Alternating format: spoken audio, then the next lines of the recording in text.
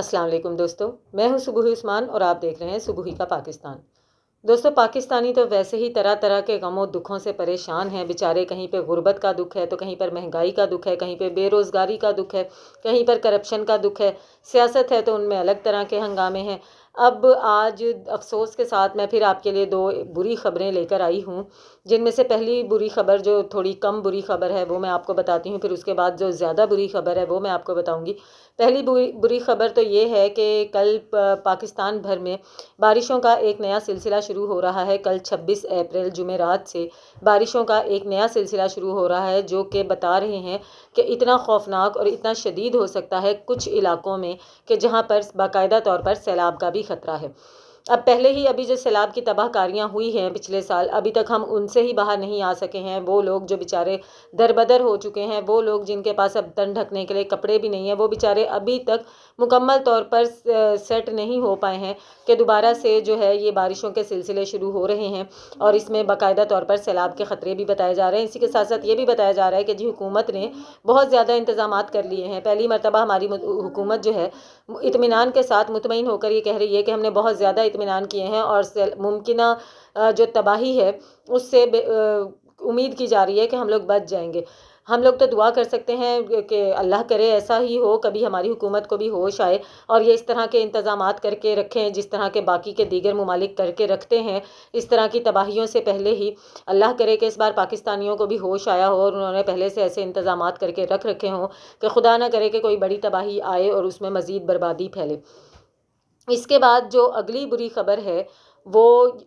पाकिस्तान में इस वक्त जो है मंकी पॉक्स जो है ये दाखिल हो चुका है और पाकिस्तान में बाकायदा तौर पर 3 मरीज़ों में मंकी पॉक्स की शिनाख्त हो चुकी है। ये 3 मरीज़ कहाँ से ताल्लुक़ रखते हैं, ये कहाँ से आए हैं, इनको ये बीमारी किस तरह से हुई है, आइए इसकी तफसीलात मैं आप लोगों को बताती हूँ। ये जो 3 लोग हैं, इन तीनों का वैसे तो ताल्लुक़ रावलपिंडी इस्लामाबाद से है, लेकिन इनको ये बीमारी कहाँ से हुई है और ये जब आए हैं तो ये कहाँ से आए हैं जिस वक्त इनको ये बीमारी थी। जनाब, ये लोग सऊदी अरब से आए उम्रे के बाद और इसके बाद जो है एयरपोर्ट पर ही एक शख्स के अंदर बीमारी की तशख़ीस हो गई। उसके बाद जो उसके साथ बैठा हुआ दूसरा पैसेंजर था उसका टेस्ट वगैरह किया गया तो उसके अंदर भी इस बीमारी की तशख़ीस हो गई। जो पहला शख्स था उसके अंदर बाकायदा ज़ाहिरी तौर पर भी अलामात मौजूद थी, लेकिन जो दूसरा शख्स था उसके अंदर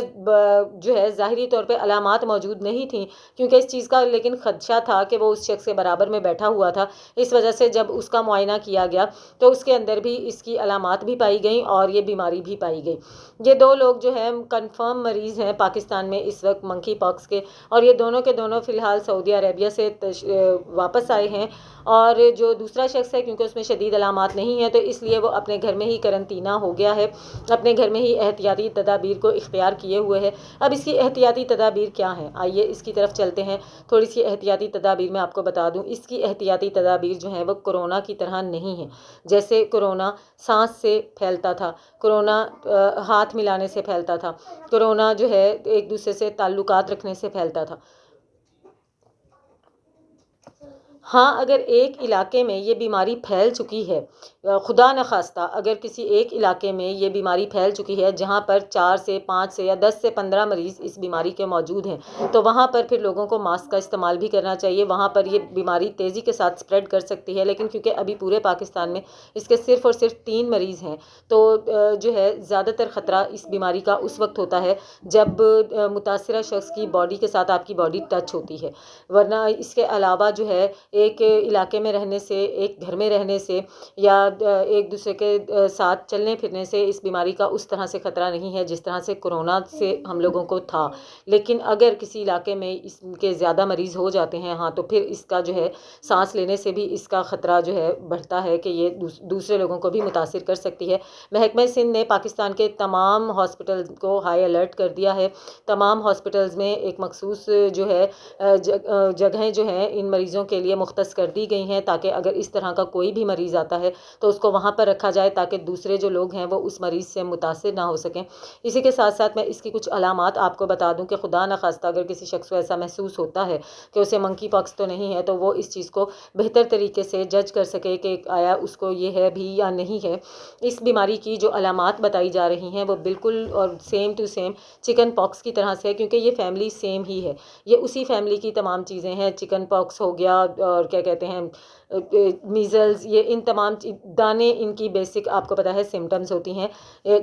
یہ منکی پاکس میں بھی ایسا ہی ہے کہ آپ کے جسم پر چھوٹے چھوٹے دانے نمودار ہوتے ہیں جن میں کہ بعد میں پانی بھر جاتا ہے، اور اس کے ساتھ ساتھ آپ کو ہو سکتا ہے کہ تیز بخار بھی ہو، اور کچھ مریضوں میں ایسا ہوتا ہے کہ بخار نہیں بھی ہوتا ہے۔ اور جیسے جیسے بیماری بڑھتی جاتی ہے اس کی علامات شدید ہوتی جاتی ہیں اور اس کے خطرات بھی ظاہر ہے بڑھتے جاتے ہیں۔ تو اس کے لیے بہت ضروری ہے کہ خدا نہ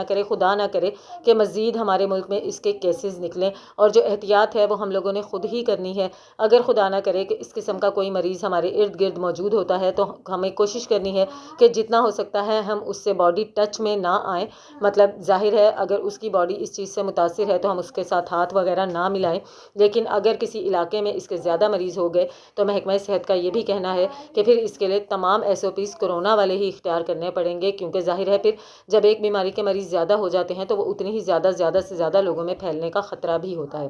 خدا کرے کہ اللہ پاک ہمیں اس سے محفوظ رکھے، اور اللہ نہ کرے کہ اب ہم کورونا جیسے کوئی حالات دیکھیں یا کوئی وبا کو دیکھیں، اور خدا نہ کرے کہ پاکستان میں دوبارہ سے اس طرح کا سیلاب آئے جس کی تباہ کاریوں سے نمٹنا پاکستانی عوام کے لیے، پاکستانی حکمرانوں کے لیے مشکل ہو جائے، اور اللہ کرے کہ پاکستان کے حکمرانوں کو اتنی ہدایت ہو کہ وہ ان تمام چیزوں کے، کوئی وبا ہو، کوئی کیا کہتے ہیں تباہی ہو، کوئی